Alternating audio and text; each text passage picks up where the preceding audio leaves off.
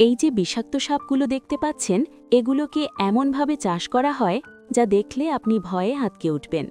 তাছাড়া চীনের সাপের রক্ত দিয়ে জুস তৈরি করা হয়, আর এই রক্তের জুস খেলে আপনার শরীরে এমন কিছু ঘটবে যেটি জানার পর আপনার গায়ের লোম খাড়া হয়ে যাবে।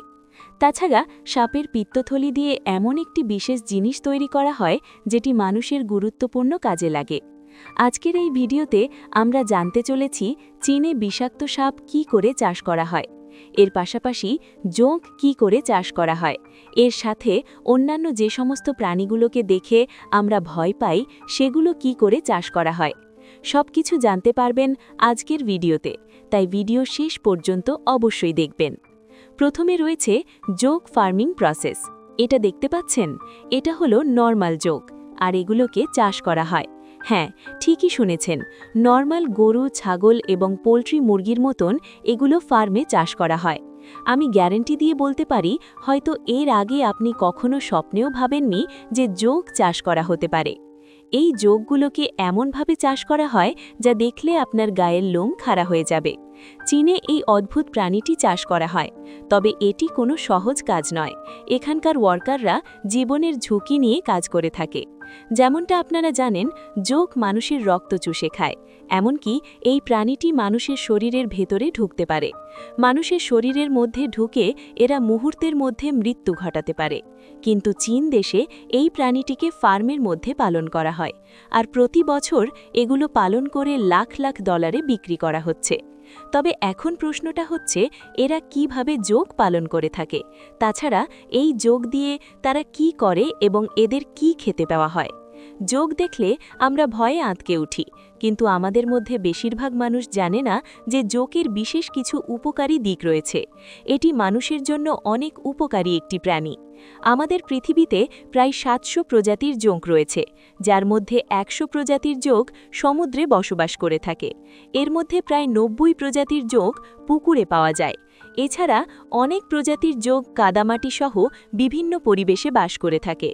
এই জোঁক প্রায় ২ বছর পর্যন্ত বেঁচে থাকতে পারে। এদের শরীরের কোনো একটি অংশ কেটে ফেললে সেটি পুনরায় তৈরি হতে পারে। যদিও জোঁক দেখলে অনেকেই ভয় পায়, কিন্তু চীনে বিভিন্ন ফার্মে এটি চাষ করা হয়, কারণ জোঁকের রয়েছে অনেক উপকারী গুণ। এটি বিভিন্ন ধরনের ওষুধ প্রস্তুত করার জন্য ব্যবহার করা হয়, ঠিক তেমনি সরাসরি বিভিন্ন রোগ নিরাময়ের কাজে ব্যবহার করা হয়। এই জোঁকের প্রধান খাবার হচ্ছে বিভিন্ন প্রাণীর রক্ত। এছাড়া জোঁক শামুক এবং কেঁচো খেয়ে থাকে। ফার্মে পালন করার জন্য এই খাবারগুলো দেওয়া হয়। এরপর ধীরে ধীরে তারা ডিম পাড়ে, আর এগুলোকে কাদামাটির মধ্যে রাখা হয়। পরে একটি নির্দিষ্ট সময়ে বাচ্চা বেরিয়ে আসে। এগুলোকে ফার্মের বিশেষ পানির মধ্যে রাখা হয়, আর এগুলোকে নিয়মিত খাবার দেওয়া হয়। এদেরকে বেশিরভাগ সময় রক্ত খেতে দেওয়া হয়। এরা যখন প্রাপ্তবয়স্ক হয়ে যায়, তখন এদেরকে রোদে শুকানো হয়। রোদে শুকানোর পর এদেরকে মেডিসিন বিভাগে পাঠিয়ে দেওয়া হয়। এছাড়া এটির সাহায্যে প্রাচীনকালে বিভিন্ন ঐতিহাসিক ওষুধ তৈরি করা হতো।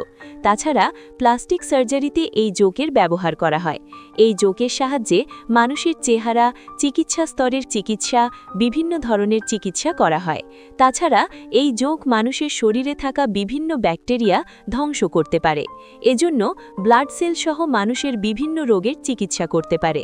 এই কারণে চীন ও কোরিয়াতে প্রতি বছরে জোঁক বিপুল পরিমাণে চাষ করা হয়। তারপর এগুলোকে ইউরোপ এবং আমেরিকা মহাদেশে এক্সপোর্ট করা হয়। বর্তমানে এশিয়া মহাদেশে বিপুল পরিমাণে সাপ চাষ করা হয়। ইন্দোনেশিয়ায় এমন কিছু গ্রাম রয়েছে যে গ্রামে প্রতিটি বাড়িতে সাপ চাষ করা হয়ে থাকে। এগুলো সেই বিষাক্ত সাপ যেগুলোকে দেখে প্রতিটি মানুষ ভয়ে দৌড়ে পালিয়ে যায়, অথচ তারা এই সমস্ত সাপগুলোকে লালন পালন করে, আর তারা এগুলো পালন করে প্রতি বছর কোটি কোটি টাকা আয় করছে। এই সাপের চামড়া দিয়ে তৈরি করা হয় বিভিন্ন ধরনের দামি ব্যাগ, জুতো। এর পাশাপাশি তৈরি করা হয় বিভিন্ন ধরনের ওয়ালেট এবং দামি জামাকাপড়। এগুলো অনেক উচ্চ মূল্যে দেশ বিদেশে বিক্রি করা হয়। তাছাড়া ইন্দোনেশিয়া, চীন এবং জাপানে সাপের মাংস অনেক জনপ্রিয়। তাছাড়া সাপের বিষ দিয়ে তৈরি করা হয় সাপে কামড়ানোর ওষুধ। এছাড়া থাইল্যান্ডে সাপের রক্তের স্পেশাল জুস খাওয়া হয়, আর এটি খাওয়ার পর বৃদ্ধরা যুবকের মতো শক্তিশালী হতে পারে। তারা মনে করে থাকে এই জুস পান করলে বৃদ্ধ মানুষ তাদের যৌবন ফিরে পাবে। পৃথিবীতে বিভিন্ন প্রজাতির সাপ রয়েছে। যারা সাপ চাষ করে থাকে তারা বেশিরভাগ সময় বিষধর সাপই বেশি পালন করে থাকে, কারণ এগুলো উচ্চ মূল্যে বিক্রি হয়। তবে সাপ চাষ করা মোটেও সহজ কাজ নয়। এই সাপ চাষ করা মানুষগুলো গভীর জঙ্গলে যায় শিকার করতে। এরপর তারা জঙ্গল, ঝোপঝাড় কিংবা মাটির নিচ থেকে সাপ সংগ্রহ করে। এরপর তারা একটি ফার্ম তৈরি করে। এই ফার্মে কবুতরের বাসার মতো অনেক ছোট ছোট খোপ থাকে। এই ছোট ছোট বাঁশের খোপের মধ্যে বিভিন্ন ধরনের সাপ রাখা হয়। যেগুলো বিষধর সাপ হয়ে থাকে সেগুলো আলাদা রাখা হয়, আর যেগুলো বিষমুক্ত সাপ হয়ে থাকে সেগুলোকে আলাদা রাখা হয়।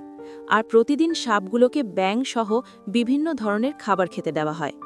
সাপের জন্য যে ঘর প্রস্তুত করা হয় তার মধ্যে আলো বাতাসের ব্যবস্থা ভালো রাখা হয়। এছাড়া সেখানে তাপমাত্রা নিয়ন্ত্রণ করা হয়। যখন এদের ডিম পাড়ার সময় হয়ে যায় তখন এগুলোকে আলাদা একটি জায়গায় নিয়ে যাওয়া হয়, যেখানে ডিম পাড়ার সমস্ত ব্যবস্থা থাকে। এই ডিম থেকে বাচ্চা বের হওয়ার আগের মুহূর্ত পর্যন্ত এই সমস্ত সাপগুলো সেখানে থাকে। তারপরে ছোট ছোট সাপগুলোকে আলাদা করা হয়। যখন এই সাপগুলো আস্তে আস্তে প্রাপ্তবয়স্ক হয়ে যায় তখন এগুলোর মধ্য থেকে বিষ বের করা হয়। পরে এই বিষ কোম্পানি কিনে নেয়, আর এখান থেকে তারা লাখ লাখ টাকা ইনকাম করে। পরবর্তীতে এই সাপের মাংস করা হয়, আর এগুলোকে মার্কেটে বিক্রি করা হয়। যে সমস্ত সাপগুলো বিষমুক্ত হয়ে থাকে সেগুলোকে আলাদাভাবে মার্কেটে বিক্রি করা হয়। এরপর এগুলোকে মেরে ভেতরের অংশ পরিষ্কার করা হয়। তারপর এগুলোকে বাজারজাত করা হয়। থাইল্যান্ড, জাপান এবং চীনে সাপের মাংস খুবই জনপ্রিয়। তাছাড়া যে সমস্ত সাপের চামড়া অনেক মোটা হয়ে থাকে সেগুলোকে ফ্যাক্টরিতে পাঠিয়ে দেওয়া হয়। এই ফ্যাক্টরিতে চামড়া দিয়ে বিভিন্ন ধরনের পোশাক তৈরি করা হয়। এর মধ্যে রয়েছে বেল্ট, ওয়ালেট এবং জ্যাকেট। এগুলো নিজের দেশের পাশাপাশি আন্তর্জাতিক মার্কেটে বিক্রি করা হয়। এছাড়া এই সাপের রক্ত আলাদাভাবে সংগ্রহ করা হয়। এগুলো দিয়ে শরবত বানিয়ে মানুষ পান করে। এছাড়া সাপের পিত্তথলি ফেলে দেওয়া হয় না, ওগুলো আলাদাভাবে রোদে শুকানো হয়, আর ঐতিহাসিক ওষুধ তৈরি করার জন্য পাঠিয়ে দেওয়া হয়। এই সাপের পিত্তথলি দিয়ে অনেক দামি ওষুধ তৈরি করা হয়, অর্থাৎ সাপের কোনো কিছুই ফেলে দেওয়া হয় না। সাধারণ সাপের থেকে পাইথন সাপের চামড়া বেশি দামি হয়ে থাকে। এই পাইথনের চামড়াগুলো ভালোমতো শুকিয়ে ফ্যাক্টরিতে পাঠানো হয়, আর ফ্যাক্টরিতে এগুলো দিয়ে বিভিন্ন জিনিস তৈরি করা হয়।